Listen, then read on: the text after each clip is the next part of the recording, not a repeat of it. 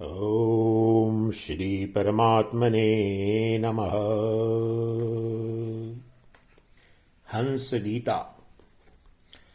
हंस गीता नाम से प्रख्यात गीता श्रीमद् भागवत महापुराण के एकादश स्कंद में भगवान श्री कृष्ण द्वारा श्री उद्धव जी को भक्ति मुक्ति का उपदेश देते समय वर्णित हुई है। इसमें भगवान के हंसावतार द्वारा ब्रह्मा जी के मानस पुत्रों सनकादि ऋषियों की योग की पराकाष्ठा अर्थात परमार्थ तत्व संबंधी जिज्ञासा का समाधान किया गया है। चित्त को विषयों से कैसे पृथक करें, इसका गूढ़ तात्विक उपाय इसमें बताया गया है। जिज्ञासुओं को इस गीता में सांख्य योग तथा वेदांत की त्रिवेणी दृष्टि गोचर होगी। इसी लघु हंस गीता को इस वीडियो के माध्यम से आपके समक्ष प्रस्तुत किया जा रहा है। श्री भगवान उवाच। भगवान श्री कृष्ण बोले, हे प्रिय उद्धव, सत्व रज और तम ये तीनों बुद्धि अर्थात प्रकृति के गुण हैं, आत्मा के नहीं। सत्व के द्वारा रज और तम इन दोनों गुणों पर विजय प्राप्त कर लेनी चाहिए। तदनंतर सत्व गुण की शांत वृत्ति के द्वारा उसकी दया आदि वृत्तियों को भी शांत कर देना चाहिए। जब सत्व गुण की वृद्धि होती है तभी जीव को मेरे भक्ति रूप स्वधर्म की प्राप्ति होती है। निरंतर सात्विक वस्तुओं का सेवन करने से ही सत्व गुण की वृद्धि होती है और तब मेरे भक्ति रूप स्वधर्म में प्रवृत्ति होने लगती है।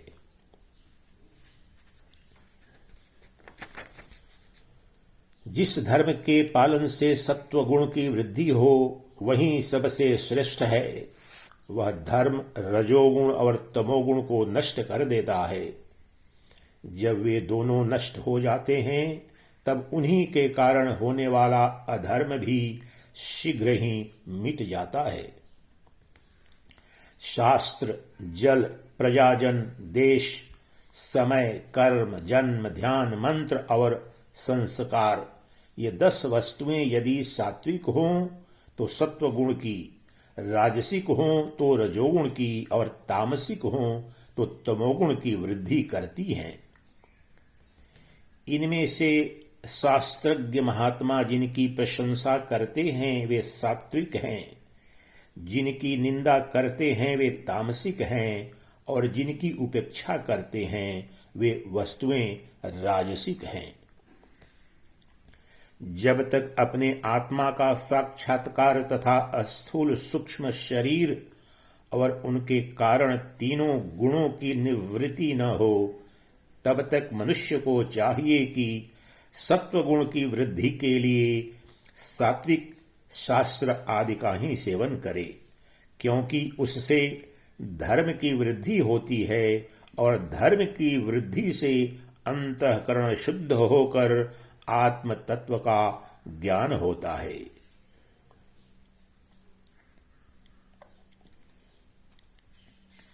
बांसों की रगड़ से आग पैदा होती है और वह उनके सारे वन को जलाकर शांत हो जाती है।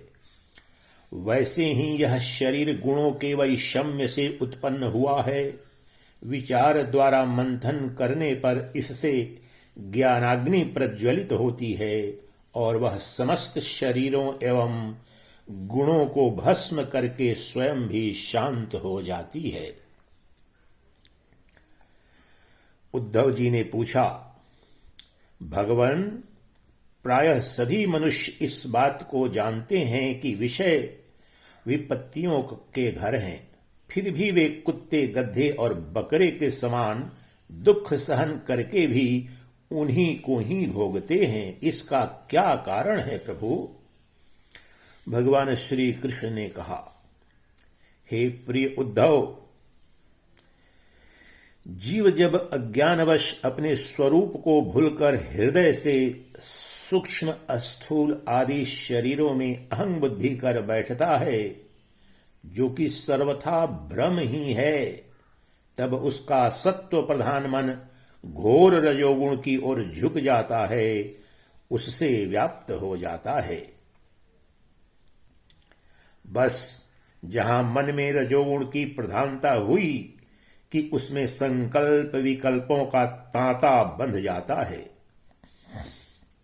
अब वह विषयों का चिंतन करने लगता है और अपनी दुर्बुद्धि के कारण काम के फंदे में फंस जाता है, जिससे फिर छुटकारा होना बहुत ही कठिन है।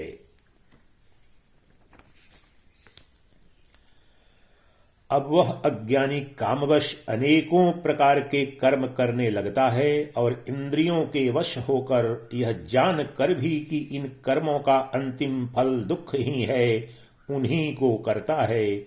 उस समय वह रजोगुण के तीव्र वेग से अत्यंत मोहित रहता है। यद्यपि विवेकी पुरुष का चित्त भी कभी कभी रजोगुण और तमोगुण के वेग से विक्षिप्त होता है, तथापि उसकी विषयों में दोष दृष्टि बनी रहती है। इसलिए वह बड़ी सावधानी से अपने चित्त को एकाग्र करने की चेष्टा करता रहता है, जिससे उसकी विषयों में आसक्ति नहीं होती। साधक को चाहिए कि आसन और प्राणवायु पर विजय प्राप्त कर अपनी शक्ति और समय के अनुसार बड़ी सावधानी से धीरे धीरे मुझ में अपना मन लगाए और इस प्रकार अभ्यास करते समय अपनी असफलता देखकर तनिक भी उबे नहीं, बल्कि और भी उत्साह से उसी में जुड़ जाए। प्रिय उद्धव, मेरे शिष्य सनकादि परमर्शियों ने योग का यही स्वरूप बताया है कि साधक अपने मन को सब ओर से खींचकर विराट आदि में नहीं, साक्षात मुझ में ही पूर्ण रूप से लगा दे। उद्धव जी ने कहा, हे श्री कृष्ण, आपने जिस समय जिस रूप से सनकादि परमर्शियों को योग का संदेश दिया था, उस रूप को मैं जानना चाहता हूं। भगवान श्री कृष्ण ने कहा, प्रिय उद्धव, सनकादि परमर्षि ब्रह्मा जी के मानस पुत्र हैं। उन्होंने एक बार अपने पिता से योग की सूक्ष्म अंतिम सीमा के संबंध में इस प्रकार प्रश्न किया था। सनकादि परमर्शियों ने पूछा, पिताजी, चित्त गुणों अर्थात विषयों में घुसा ही रहता है और गुण भी चित्त की एक एक वृत्ति में प्रविष्ट रहते ही हैं, अर्थात चित्त और गुण आपस में मिले जुले ही रहते हैं। ऐसी स्थिति में जो पुरुष इस संसार सागर से पार होकर मुक्ति पद प्राप्त करना चाहता है, वह इन दोनों को एक दूसरे से अलग कैसे कर सकता है। श्री भगवान वाच। भगवान श्री कृष्ण ने कहा, प्रिय उद्धव, यद्यपि ब्रह्मा जी सब देवताओं के शिरोमणि, स्वयंभू और प्राणियों के जन्मदाता हैं, फिर भी सनकादि परमर्शियों के इस प्रकार पूछने पर ध्यान करके भी वे इस प्रश्न का मूल कारण न समझ सके, क्योंकि उनकी बुद्धि कर्म प्रवण थी। उद्धव, उस समय ब्रह्मा जी ने इस प्रश्न का उत्तर देने के लिए भक्ति भाव से मेरा चिंतन किया। तब मैं हंस का रूप धारण करके उनके सामने प्रकट हुआ। मुझे देखकर सनकादि ब्रह्मा जी को आगे करके मेरे पास आए और उन्होंने मेरे चरणों की वंदना करके मुझसे पूछा कि आप कौन हैं। प्रिय उद्धव, सनकादि परमार्थ तत्व के जिज्ञासु थे, इसलिए उनके पूछने पर उस समय मैंने जो कुछ कहा वह तुम मुझसे सुनो।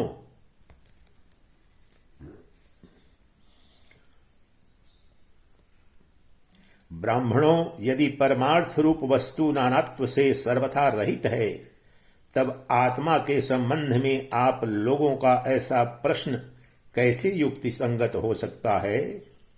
अथवा मैं यदि उत्तर देने के लिए बोलूं भी तो किस जाति, गुण, क्रिया और संबंध आदि का आश्रय लेकर उत्तर दूं?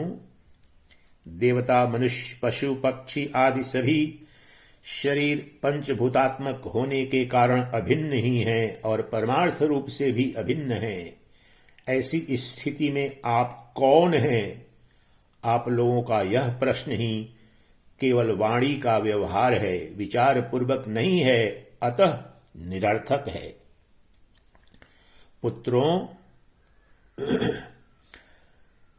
मन से, वाणी से, दृष्टि से तथा अन्य इंद्रियों से भी जो कुछ ग्रहण किया जाता है वह सब मैं ही हूं, मुझसे भिन्न और कुछ नहीं है। यह सिद्धांत आप लोग तत्व विचार के द्वारा समझ लीजिए। यह चित्त चिंतन करते करते विषयाकार हो जाता है और विषय चित्त में प्रविष्ट हो जाते हैं। यह बात सत्य है, तथापि विषय और चित्त ये दोनों ही मेरे स्वरूप भूत जीव के देह हैं, उपाधि हैं, अर्थात आत्मा का चित्त और विषय के साथ कोई संबंध नहीं है। इसलिए बार बार विषयों का सेवन करते रहने से जो चित्त विषयों में आसक्त हो गया है और विषय भी चित्त में प्रविष्ट हो गए हैं, इन दोनों को अपने वास्तविक अभिन्न मुझ परमात्मा का साक्षात्कार करके त्याग देना चाहिए। जागृत, स्वप्न और सुषुप्ति ये तीनों अवस्थाएं सत्वादि गुणों के अनुसार होती हैं और बुद्धि की वृत्तियां हैं, सच्चिदानंद घन का स्वभाव नहीं। इन वृत्तियों का साक्षी होने के कारण जीव उनसे विलक्षण है। यह सिद्धांत श्रुति, युक्ति और अनुभूति से युक्त है, क्योंकि बुद्धि वृत्तियों के द्वारा होने वाला यह बंधन ही आत्मा में त्रिगुणमयी वृत्तियों का दान करता है। इसलिए तीनों अवस्थाओं से विलक्षण और उनमें अनुगत मुझ तुरीय तत्व में स्थित होकर इस बुद्धि के बंधन का परित्याग कर दें, तब विषय और चित्त दोनों का युगपत त्याग हो जाता है। यह बंधन अहंकार की ही रचना है और यही आत्मा के परिपूर्णतम सत्य, अखंड ज्ञान और परमानंद स्वरूप को छिपा देता है। इस बात को जानकर विरक्त हो जाएं और अपने तीन अवस्थाओं में अनुगत तुरीय स्वरूप में होकर संसार की चिंता छोड़ दें। जब तक पुरुष की भिन्न भिन्न पदार्थों में सत्य बुद्धि, अहं बुद्धि और मम बुद्धि युक्तियों के द्वारा निवृत्त नहीं हो जाती, तब तक वह अज्ञानी यद्यपि जागता है तथापि सोता हुआ सा रहता है, जैसे स्वप्नावस्था में जान पड़ता है कि मैं जाग रहा हूं। आत्मा से अन्य देह आदि प्रतीयमान नाम रूपात्मक प्रपंच का कुछ भी अस्तित्व नहीं है। इसलिए उनके कारण होने वाले वर्णाश्रमादि भेद, स्वर्गादि फल और उनके कारणभूत कर्म, ये सब के सब इस आत्मा के लिए वैसे ही मिथ्या हैं जैसे स्वप्नदर्शी पुरुष के द्वारा देखे हुए सब के सब पदार्थ। जो जागृत अवस्था में समस्त इंद्रियों के द्वारा बाहर दिखने वाले संपूर्ण क्षणभंगुर पदार्थों का अनुभव करता है और स्वप्नावस्था में हृदय में ही जागृत में देखे हुए पदार्थों के समान ही वासनामय विषयों का अनुभव करता है, तथा सुषुप्ति अवस्था में उन सब विषयों को समेटकर उनके लय का भी अनुभव करता है, वह एक ही है। जागृत अवस्था के इंद्रिय, स्वप्नावस्था के मन और सुषुप्ति की संस्कारवती बुद्धि का भी वही स्वामी है, क्योंकि वह त्रिगुणमयी तीनों अवस्थाओं का साक्षी है। जिस मैंने स्वप्न देखा, जो मैं सोया, वही मैं जग रहा हूं, इस स्मृति के बल पर एक ही आत्मा का समस्त अवस्थाओं में होना सिद्ध हो जाता है। ऐसा विचार कर मन की ये तीनों अवस्थाएं गुणों के द्वारा मेरी माया से मेरे अंश रूप जीव में कल्पित की गई हैं और आत्मा में ये नितांत असत्य हैं। ऐसा निश्चय करके तुम लोग अनुमान, सत्पुरुषों द्वारा किए गए उपनिषदों के श्रवण और तीक्ष्ण ज्ञान खड़ग के द्वारा सकल संशयों के आधार अहंकार का छेदन करके हृदय में स्थित मुझ परमात्मा का भजन करो।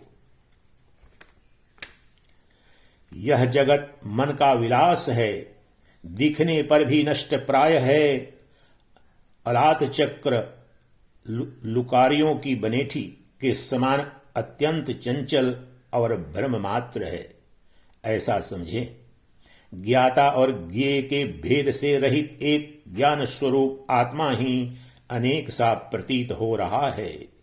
यह स्थूल शरीर, इंद्रिय और अंतःकरण रूप तीन प्रकार का विकल्प गुणों के परिणाम की रचना और स्वप्न के समान माया का खेल है, अज्ञान से कल्पित है।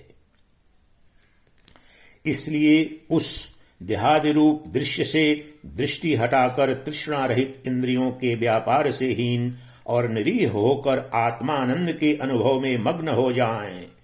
यद्यपि कभी कभी आहार आदि के समय यह देहादिक प्रपंच देखने में आता है, तथापि यह पहले ही आत्म वस्तु से अतिरिक्त और मिथ्या समझकर छोड़ा जा चुका है। इसलिए वह पुनः भ्रांति मूलक मोह उत्पन्न करने में समर्थ नहीं हो सकता। देहपात पर्यंत केवल संस्कार मात्र उसकी प्रतीति होती है। जैसे मदिरा पीकर उन्मत्त पुरुष यह नहीं देखता कि मेरे द्वारा पहना हुआ वस्त्र शरीर पर है या गिर गया, वैसे ही सिद्ध पुरुष जिस शरीर से उसने अपने स्वरूप का साक्षात्कार किया है वह प्रारब्धवश खड़ा है, बैठा है या दैववश कहीं गया या आया है, नश्वर शरीर संबंधी इन बातों पर दृष्टि नहीं डालता। प्राण और इंद्रियों के साथ यह शरीर भी प्रारब्ध के अधीन है। इसलिए अपने आरंभक कर्म जब तक हैं तब तक उनकी प्रतीक्षा करती ही रहता है, परंतु आत्मवस्तु का साक्षात्कार करने वाला तथा समाधि पर्यंत योग में आरूढ़ पुरुष स्त्री पुत्र धन आदि के प्रपंच के सहित उस शरीर को फिर कभी स्वीकार नहीं करता, अपना नहीं मानता, जैसे जगा हुआ पुरुष स्वप्नावस्था के शरीर आदि को नहीं मानता। सनकादि ऋषियों, मैंने तुमसे जो कुछ कहा है वह सांख्य और योग दोनों का गोपनीय रहस्य है। मैं स्वयं भगवान हूं, तुम लोगों को तत्व ज्ञान का उपदेश करने के लिए ही यहां आया हूं, ऐसा समझो। विप्रवरों, मैं योग, सांख्य, सत्य, रित, तेज, श्री, कीर्ति और दम, इंद्रिय निग्रह, इन सबका परम गति, परम अधिष्ठान, परम अधिष्ठान हूं। मैं समस्त गुणों से रहित हूं और किसी की अपेक्षा नहीं रखता, फिर भी साम्य, असंगता आदि सभी गुण मेरा ही सेवन करते हैं, मुझ में ही प्रतिष्ठित हैं, क्योंकि मैं सबका हितैषी, सुहृद, प्रियतम और आत्मा हूं। सच पूछो तो उन्हें गुण कहना भी ठीक नहीं है, क्योंकि वे सत्वादि गुणों के परिणाम नहीं हैं और नित्य हैं। प्रिय उद्धव, इस प्रकार मैंने सनकादि मुनियों के संशय मिटा दिए। उन्होंने परम भक्ति से मेरी पूजा की और स्तुतियों द्वारा मेरी महिमा का गान किया। जब उन परमर्षियों ने भली भांति मेरी पूजा और स्तुति कर ली, तब मैं ब्रह्मा जी के सामने ही अदृश्य होकर अपने धाम में लौट गया। इति श्रीमद् भगवते महापुराणे परमहंसायां संहितायां हंस गीता संपूर्णा। चिदानन्दरूपः शिवोऽहम् शिवोऽहम्।